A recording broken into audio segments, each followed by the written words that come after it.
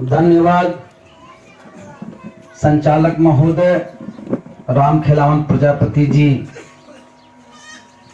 विधानसभा media प्रभारी बबेरू, और कार्यक्रम की अध्यक्षता कर रहे श्री कन्हई प्रजापति जी पूर्व प्रधान जी, और अजय सिंह प्रधान जो कोनी ग्राम से हैं, श्री राम अवतार प्रजापति पूर्व प्रधान हैं, श्री गया प्रसाद यादव जी पूर्व प्रधान हैं, श्री कामता पूर्व प्रधान हैं, श्री लाखन निषाद विधानसभा अध्यक्ष, श्री नथु रैकवार, श्री फूलचंद प्रजापति, छोटे लाल प्रजापति, श्री कमल प्रजापति, श्री भूखेना प्रजापति, रमेश प्रजापति, रतीवा प्रजापति, तिजोला प्रजापति, छेदिया प्रजापति, छेदीलाल, बच्चा प्रजापति, कृपाली प्रजापति, सन्ना प्रजापति, गोरेलाल प्रजापति, लक्ष्मण प्रजापति, हुक्मा प्रजापति, राजकुमार वर्मा जी,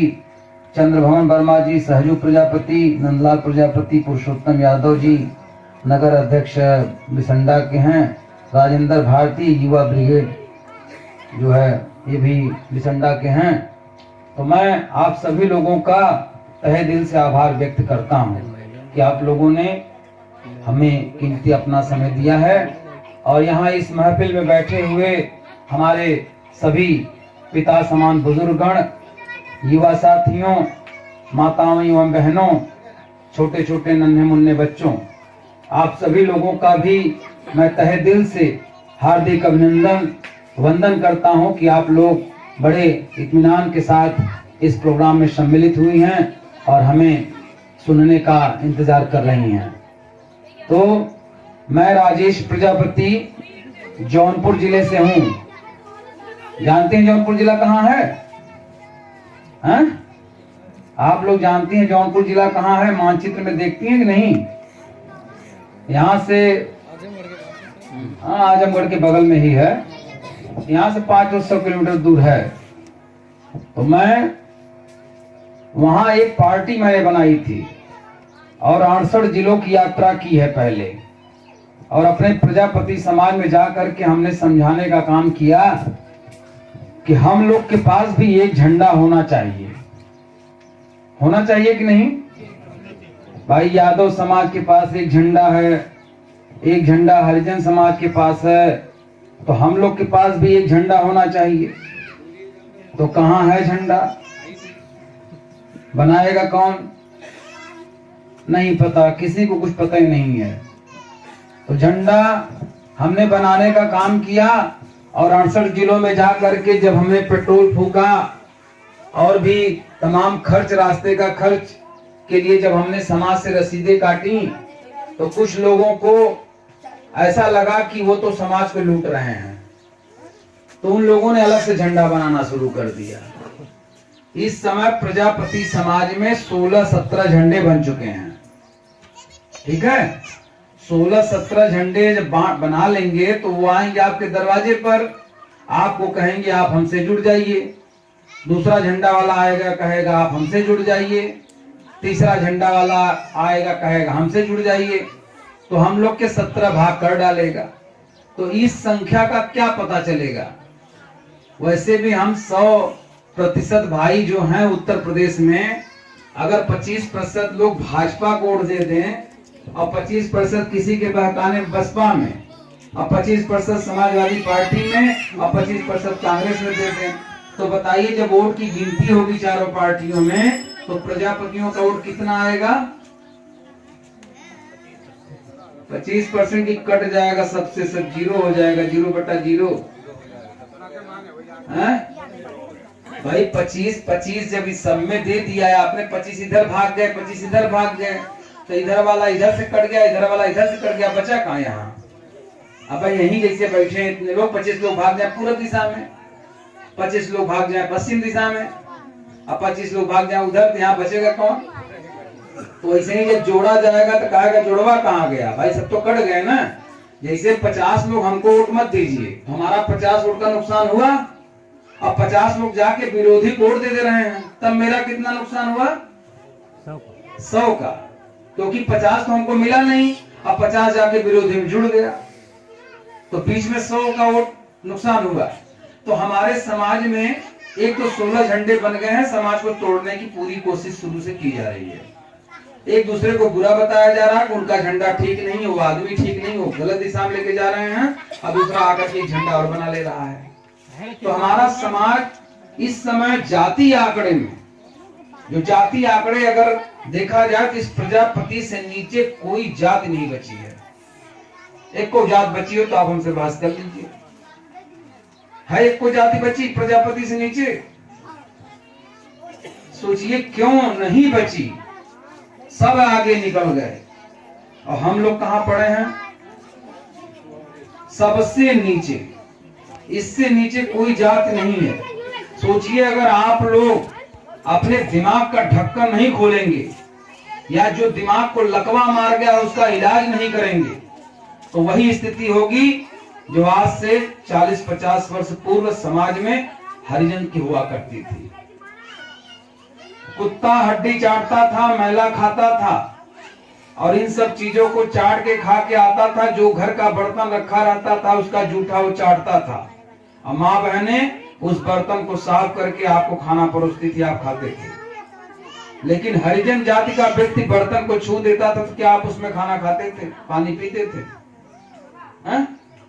आज वो जाति आपसे आगे बढ़ गई, 4 बार सत्ता हासिल कर ली, समाज में उससे टकराने की हैसियत ब्राह्मण नहीं कर पा रहा है, क्षत्रिय नहीं कर पा रहा, क्योंकि उसकी जो नेता हैं सुश्री बहन कुमारी मायावती जी, उन्होंने SC ST का एक्ट लगा दिया, लागू कर दिया, लोग डरने लगे।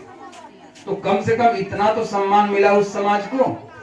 आपका सम्मान जो है धीरे धीरे गिरता जा रहा है और इस स्तर पे गिर गया है कि लोग अब जाति छुपाने लगे हैं, जाति छुपाने लगे हैं और लिख क्या रहे हैं। एक समय था हरिजन समाज का भी जब सामाजिक पतन हो गया, सामाजिक सम्मान नहीं मिल रहा था, तो उन लोगों ने भी भारतीय लिखना शुरू कर दिया, रैदास लिखना शुरू कर दिया, राम लिखना शुरू कर दिया, गौतम लिखना शुरू कर दिया। लेकिन बात इससे बनी नहीं, लोगों को पता चल ही जाता था कि हैं चमारे, इसलिए सम्मान नहीं मिल पाया।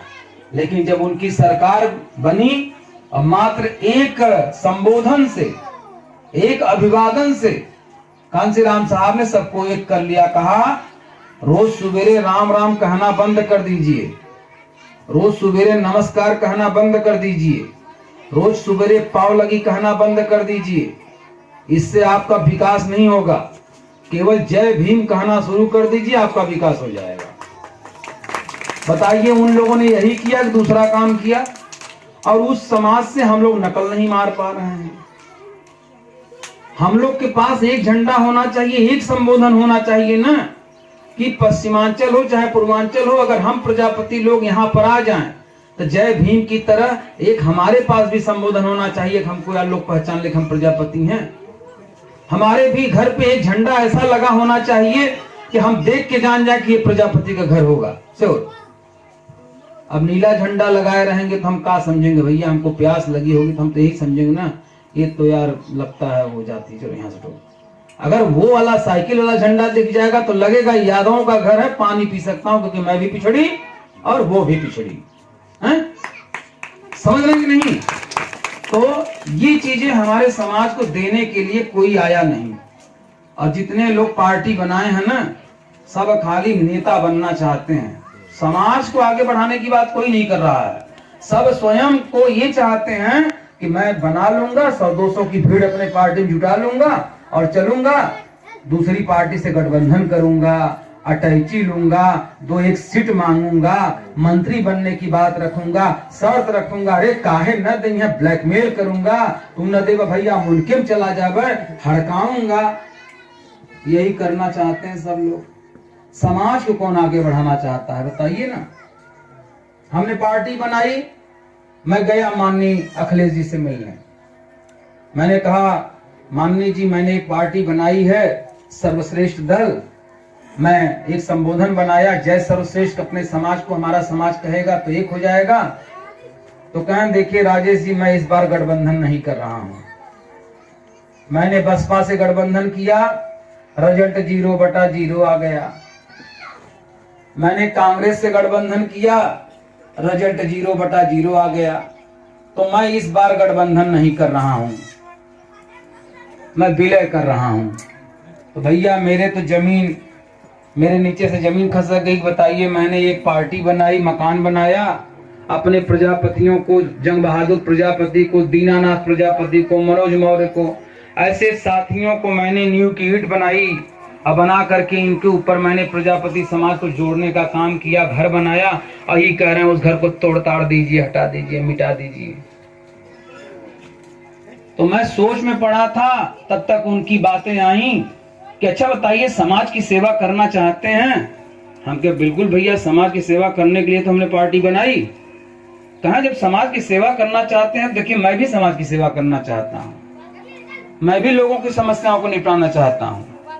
और जब सत्ता नहीं मिलेगी आपको, हमको, तो कौन सी सेवा करेंगे, कहां से करेंगे? तो भैया हमारा दिमाग जो है ठीक ठाक खुल गया। हमने कहा ये तो बात सही है कि जब तक सत्ता नहीं मिलेगी तो भैया कौन सी सेवा हम करेंगे। बोले कि देखिए हमारे पास बहुत सी समस्याएं हैं समाज की, लोगों की, और मैं निपटा नहीं पा रहा हूं क्योंकि मैं सत्ता में नहीं हूं। अभी मैं योगी को फोन लगा कहूंगी कि महाराज, योगी महाराज, हमारे एक यादव जी हैं, बड़े परेशान हैं, हमारे एक विश्वकर्मा जी हैं, बड़े परेशान हैं। तो योगी तो घमंड करने लगेगा, पूर्व मुख्यमंत्री अखिलेश यादव, अच्छा अच्छा हमको फोन लगाया है? वो घमंड से अपना सीना चौड़ा कर लेगा। अब आया ऊंट पहाड़ के नीचे। इसका मतलब परेशान करने पर ये आदमी झुकता है, ये आदमी बोलता है, इसकी स्वाभिमान झुकता है, समर्पित करता है, तब तो वो और अकड़ेगा ना, और समस्या पैदा करेगा। तो इसलिए वो उससे सिफारिश नहीं कर रहे हैं कि प्रजापतियों की ये समस्या है, विश्वकर्मा की ये समस्या है, मौर्य की वो समस्या है, धोबी की वो समस्या है, नाई की वो समस्या है, आप इसको निपटाइए। अगर कहने जाएंगे तो कहेगा अच्छा अच्छा, बड़ी पीड़ा है इसके दिल में सबको लेकर के, यही सोचेगा ना। तो इसलिए उससे कहने की जरूरत नहीं है। बस आप लोग अगर खड़े हो जाएं, आप लोग तैयार हो जाएं, तो आपकी समस्या दूर करने के लिए उन्होंने इस बार कमर कसी है और मेरे जैसे प्रजापति को आपके बीच भेजा है। और विश्वकर्मा का नेता विश्वकर्मा में जा रहा है, निषाद का बेटा निषाद में जा रहा है, क्योंकि अब हम लोग पिछड़ी के नाम पे, दलित के नाम पे अगर एक नहीं होंगे तो ये हमारे बच्चों का भविष्य खराब कर देंगे। इसको नोट कर लीजिए। क्यों? क्योंकि ये किसी भी कीमत पे हमारे हित ऐसी नहीं है। थोड़ा शांति में बाबू, हेलो, थोड़ा शांत करो बच्चों को। तो मेरा कहना सिर्फ ये है कि ये सरकार लालच बहुत देती है। लालच इस तरह से देती है फ्री का, पहले फ्री की आपको लत लगाती है, आदत पकड़ाती है। एक राजा था, उसने गांव वालों से कहा, थोड़ा कहानी सुनिए। हेलो हेलो बिट्टी, देखा सुना था बिट्टी, अरे ते कहानी सुन ला, बाद में लिख रहा हो कि कहीं हम ना भागत थी। एक राजा था, उसने गांव वालों से कहा मोदी की तरह कि आओ भैया, हमारे लड़के का नामकरण है, सबके लिए फ्री में भोजन की व्यवस्था है हमारे यहाँ। तो जनबे करते हैं, समस्या अगर होती है आपके पास कि कल हमको 2 लोग आएंगे हड़काने धमकाने, तो भैया तई चिंकू पिंकू तई आप लोग चला आइए दुआरिया पर, तो उन्होंने हिम्मत ना पड़ी, तो कल यहाँ चिंकू पिंकू दिखाई न देंगे, भाग जाएंगे गाँव छोड़ के। एक एक काम में बता दिए हम व्यस्त हो जाए। तो समस्याओं में खड़ा नहीं होता है अपना भाई, लेकिन जब दावत होती है तो 10 का निमंत्रण देंगे तो कितने पहुंचेंगे? 20 पहुंच जाएंगे। वैसे ही राजा ने जब निमंत्रण दिया कि मेरे बेटे का नामकरण है, आप लोग आइए, फ्री का भोजन कीजिए, तो उलट करके पूरा गांव पहुंचा, छुरिया भुरिया को लेकर के पहुंचे, गोदी में लटकाए हुए पहुंचे कि भैया हम तो खइबे करेंगे, यहो तो टेस्ट मारेगा हर चीज का। तो सब पहुंच गए, सबने खाना खाया, दबा के खाना खाया, क्योंकि फ्री का था, आइटम भी अच्छा अच्छा था, पकवान था भाई सब। तो खाए सब लोग और सोए। लोगों ने पूछा खाने के बाद कहाँ सोने की व्यवस्था है, तो बताया देखिए वो सब बिस्तर लगे हुए हैं बढ़िया सा कोमलदार, आप लोग सोइए आराम कीजिए, कल सुबह जो है नाश्ता बढ़िया बढ़िया मिलेगा आप लोग को, फिर 12 बजे फिर भोजन आपको मिलेगा, फिर रात में मिलेगा, कहीं जाने की जरूरत नहीं है। 2-3 दिन एकदम समझ चांदी चांदी है। यहाँ वाले बड़ा अच्छा समझे, बड़ा शुभ मुहूर्त है, ऐसे ही रजवा के रोज लड़का पैदा हुआ, ससुरा रोज नाम रखा है। तो भैया जब खाए हुए के सब सोए, सुबह हुई, तो सुबह जब हुई तो सबको लग गई, भाई जाना पड़ता है, लोटा लेके भागना पड़ता है, वो आदत है रोज की। तो सबको लगी, तो सबने पूछा अरे यार सैनिक भाई बताओ यार कि हम लोग निपटे कहाँ?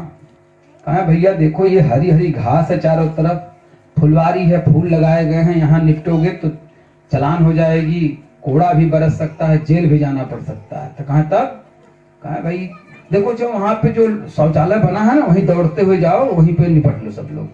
तो सब भैया भागे, कुछ तो रास्ते में अपना चड्डी खराब कर दिए, भाई जो नहीं बर्दाश्त कर पाए। देखिए हंसिए मत, सबके साथ ये घटनाएं होती हैं, ये हमारी रोज की प्रक्रिया है जी सबकी। तो जब वो लोग वहां दौड़ते दौड़ते पहुंचे भैया, तो सैनिकों ने कहा क्या बात है, रुकिए रुकिए रुकिए क्या बात है? सबने कहा अरे भैया तो इससे निपटे चाहत रहे। तो हाँ भैया देखिए रुकिए रुकिए, निपटने का चार्ज जो है वो 500 रुपया है। तो सबका कह रहे ये तो बड़ा अच्छा भाई है, फंसे हम लोग, इससे बढ़िया अपने घर में खा के हम लोग जो है मैदान चले जाते थे। ये तो ससुरा फ्री का भोजनों करा, हम लोग दबा दबा खइबो किए, सुबह साथ झोंक भी रहा है उधर से, अब हम करें का? अब इसका 500 रुपया चार्ज भी हो गया है। तो बिना 500 लिए भैया वो निपटाने की एकदम किसी कीमत पर तैयार नहीं था। तो जो मजबूत थे, ताकतवर थे, जो पैसा रखते थे जेब में, उन्होंने फटाक से 500 रुपया दिया और जाके अपना बोझ हल्का किए।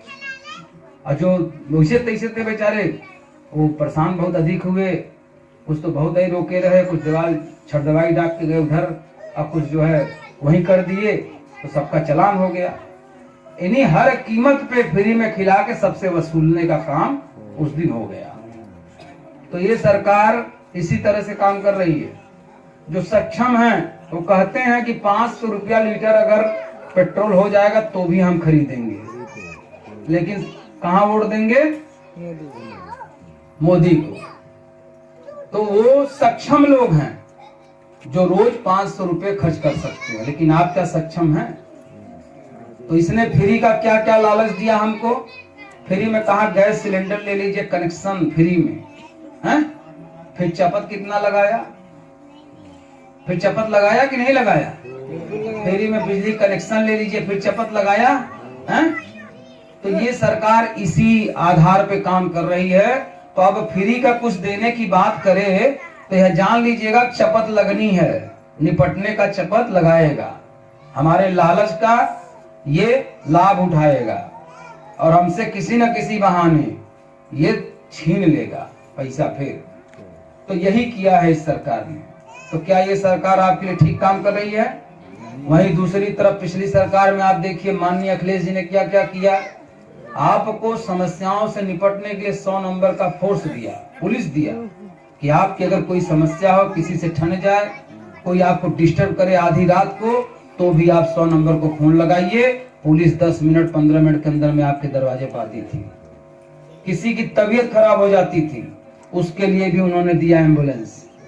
और गर्भवती महिलाओं की सुविधा के लिए कि भैया कहाँ जाएगा हमारा आदमी जो है किसी से ऑटो टेम्पू और गाड़ी करने, तो हम एक ऐसी सुविधा बना देते हैं कि इनको रात बिरात अगर समस्या हो, किसी गरीब को पैसा न हो जेब में, तो कम से कम हॉस्पिटल पहुंच जाए, उसका बच्चा रास्ते में या घर पे ना मारे।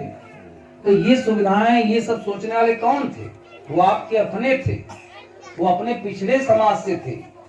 क्यों? क्योंकि अपना खून ही, अपना समकक्षी ही आपकी परेशानियों को समझ सकता है। और जो वर्षों पहले से शासन करते आए हैं, आपको असुर तक, राक्षस तक का मतलब नाम दे दिया उन लोगों ने, वो जो है आपका क्या हित करेंगे? वो अपने बच्चों का भविष्य संभाल रहे हैं, उनको डॉक्टर बनाने का काम करना चाहते हैं, इंजीनियर बनाने का काम करना, जज बनाने का काम करते हैं, ताकि आपका बच्चा जब भी समस्याओं में, रोग की समस्याओं से जब फंसे, तो हमारे बेटे से इलाज कराए। और हमारा बेटा देखेगा जब आपका बेटा बहुत काबिल है, तो ऐसी सुई लगा देगा कि आपका बेटा दिमागी रूप से कमजोर और बाहिर हो जाए। तो आप लोग अपने बच्चों को पढ़ाइए, हासिल करने के लिए कुछ ना कुछ कीजिए। अगर आपने इस बार इस सरकार को नहीं हटाया तो मैं जो यहाँ बोल रहा हूँ ना, जेल के पीछे नजर आऊंगा। ये जो बैठे हैं सीना फूला फूला के यहाँ पर लोग ना, जो आपको जगाने का काम करना चाहते हैं, सिमी जे है ना, जगाने का काम कर रही है ना, ये सब लोग जेल में होंगे। और हम लोग को हो सकता है उसी जेल के अंदर मार डालें और बाद में कहें सिमी देवी जो थी वो आपकी बड़ी हितैषी थी, इनको 2 रुपया चढ़ाइए, इनको देवी बना देंगी, इनको देवता बना देंगे और सबको नाम दे देंगे। एक अक्खे नाम है राम कृष्ण, दुनिया भर का नाम तो धो ही रहे हम लोग, एक सिमियो देवी आ जाएंगे। ठीक है, तो ऐसे लोग यही किए हैं। हमारे पास इतने देवी देवता नहीं है, लेकिन इन लोगों ने इतने नाम दे दिए, हम लोग उलझ गए। अगर हमारा भाई हनुमान की पूजा कर रहा है तो उसका जो दुश्मन है वो शंकर की पूजा करेगा।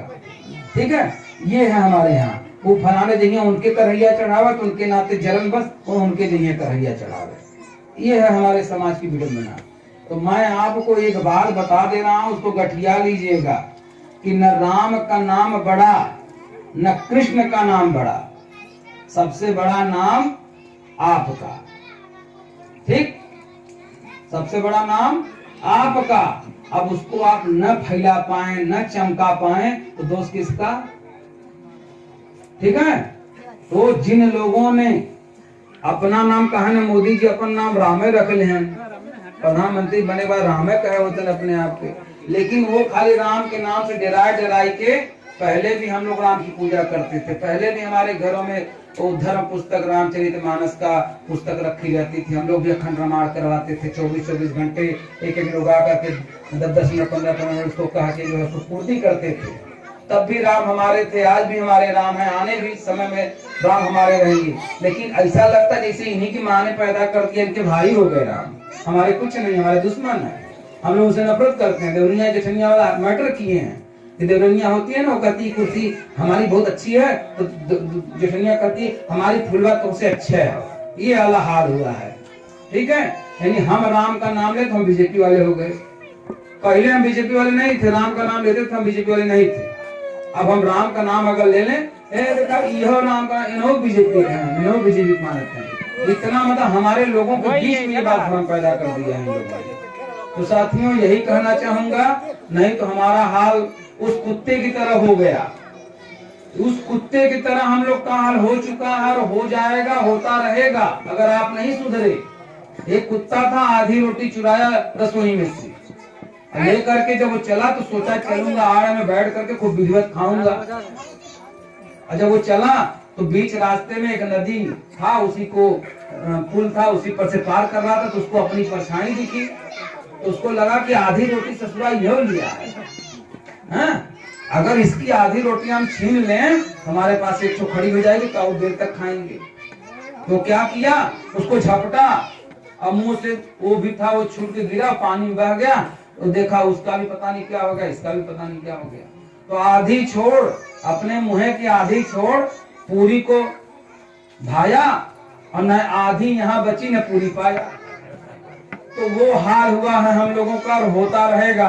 तो इसलिए आज हम पिछड़ों के मसीहा माननीय अखिलेश यादव जी जो लड़ाई लड़ रहे हैं, ऐसा न हो कि आप पीछे से भागते नजर आए और वो भी जाके बीजेपी में जब शामिल हो जाएंगे ना, तो आएंगे हम लोग, तब ऐसे ना कहेंगे, सिफारिश नहीं करेंगे कि आप लोग वोट दीजिए, क्योंकि सिफारिशों का मंच नहीं है।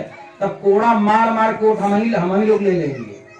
ठीक है, तो ऐसा मत कीजिए, क्योंकि जो आपके बीच का है वही आपके दर्द को पहले भी समझता था, आज भी समझ करके लड़ाई लड़ना। उसके पास पैसे की कमी नहीं है। पिताजी भी सांसद हैं, वो भी सांसद हैं, उनकी पत्नी सांसद हैं, लाखों रुपए करोड़ों रुपए तो ऐसे ही आते रहते हैं। ठीक है, तो वो आपकी लड़ाई क्यों लड़े, क्यों चिल्ला, क्यों उनकी बेइज्जती से हैं, क्यों उनके द्वारा जो कि नमाजी मुल्ला मुलायम तमाम तरह की भाषा जो बोलते सब क्यों सुने हम आपकी। वो आपके लिए लड़ना चाहते हैं। तो इस बार जो लड़ाई है आर पार की है, और इसमें उनकी पूर्ण रूप से आप मदद करेंगे कि नहीं करेंगे। जो लोग अखिलेश जी को 2022 में मुख्यमंत्री बनाना चाहते हैं, वो दोनों हाथ उठा करके हमारा समर्थन करें। बहुत अच्छी बात है। देखिए, मैं प्रजापति समाज के लिए उसका एक स्वतंत्र नेता बनना चाहता हूं। मैं विधायक नहीं बनने के लिए गया हूं पार्टी में, ना मैं सांसद बनने गया हूँ, क्योंकि विधायक बन जाऊंगा तो उसी विधानसभा क्षेत्र के प्रजापतियों की या अन्य लोगों की सेवा कर पाऊंगा। यहाँ नहीं आ पाऊंगा, वहां नहीं जा पाऊंगा। आपके इस समय प्रजापति समाज में कौन विधायक है? ब्रजेश प्रजापति। किस विधानसभा के? तिंदवारी। बबेरू में आते हैं वो आपके सेवा के लिए? नहीं आते। तो उसी तरह से मैं भी अगर कहीं का विधायक बन जाऊंगा, सांसद बन जाऊंगा, तो आपकी सेवा करने नहीं आ पाऊंगा। इसलिए मैं आप सबके लिए स्वतंत्र नेता बनने की बात मैंने माननीय राष्ट्रीय अध्यक्ष जी से कहा है कि भैया हमको स्वतंत्र नेता बनाइए, ताकि मैं अपने उत्तर प्रदेश के किसी भी कोने में हमारा जो प्रजापति समाज बसता है उसकी समस्या को निपटाने के लिए मैं अपना काम कर सकूं। ठीक। तो हमारे जो भी साथी हैं, मनोज मौर्य जी यहाँ बैठे हैं, कहाँ गए? ये दीनानाथ प्रजापति जी बैठे हैं, ये जंग बहादुर प्रजापति जी हैं, मनोज मौर्य जी भी यहाँ बैठे थे। ऐसे हमारे पास 10-15 साथी हैं जो लगातार मोटरसाइकिल से जाकर 68 जिले में प्रजापति समाज को जगाने का काम किया। और आगे भी अगर आपने सरकार बनाई, अगर माननीय राष्ट्रीय अध्यक्ष जी ने हमें फ्री हैंड दिया, तो मैं आप सबकी किसी भी समस्या को हल करने का काम करूंगा। एक कलम वहीं से चलवाऊंगा, पूरी समस्या आप तक पहुंच समाधान हो जाएगा। यही काम माननीय मुलायम सिंह जी ने अपने जमाने में किया। जब पता चला कि आपको मिट्टी की बड़ी प्रॉब्लम होती है, तो उन्होंने आपके लिए पट्टा किया। जो सक्षम थे वो तो कब्जा कर लिए, जो सक्षम नहीं तो रोए। आज ये सरकार जो चाक दी है, बिजली वाला दी है कि नहीं? बिगड़ जाएगी तो कहाँ बनेगी? किसी की बिगड़ी हमारे यहाँ मिले नहीं। और जिसको मिल गई है ना, उसकी बिगड़ गई है, बनता नहीं है, कहीं नहीं बने, दिल्ली बनेगी सीधा। ठीक है। तो ये सरकार जो है, जैसे लगता है कि आपको खाली ऊपर से लाली पाप दिखा करके जिंदा रहने के लिए बता रही है लगातार कि ऐसे होगा तो आप ऐसे हो जाएंगे, आप ऐसे करेंगे तो वैसे हो जाएंगे। ये हाल है। 15 लाख का सपना देख करके आपने अपने बच्चों के सपनों का गला घोट दिया। क्या कर दिया इस सरकार ने? क्या दिया? हमको तो कुछ नहीं दिखाई दे रहा है। सरकार बनाने से पहले गड्ढा मुक्त होगा, तो अखिलेश जी के एक सड़क उसने पाई थी हमारे यहाँ, उस सड़क का नाम लेकर के अपने हमारे यहाँ चुनाव जीती।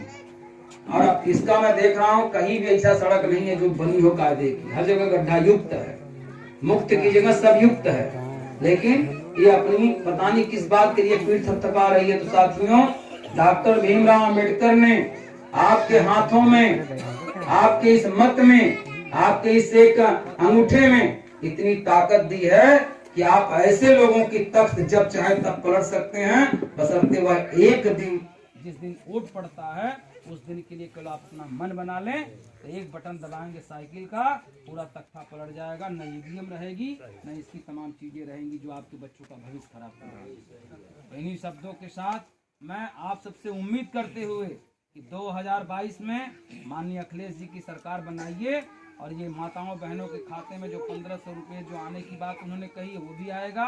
300 यूनिट बिजली आपको फ्री मिलेगी, गैस सिलेंडर भी आपका कम होगा, आपको पेट्रोल और डीजल पे भी आपको काफ़ी राहत देने का काम करेंगे। पहली बैठक में जो शिक्षा मित्रों का 3-5 किया है सरकार ने, उसको भी पूरा करेंगे।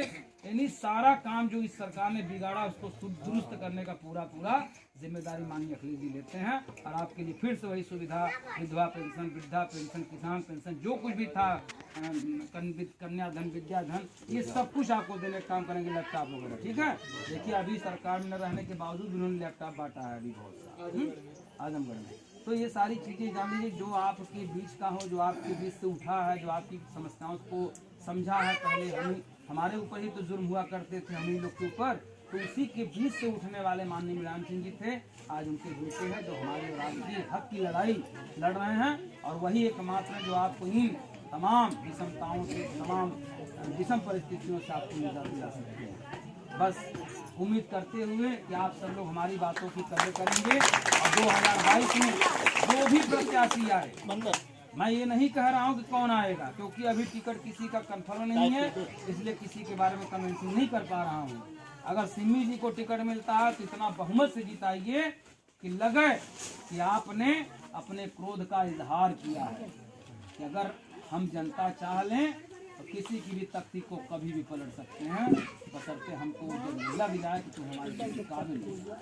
ठीक है, अभी लोग इजाजत दीजिए और बैठे रहिए, थोड़ी फोटो हो जाए, मैं वहाँ खड़ा हो रहा हूँ।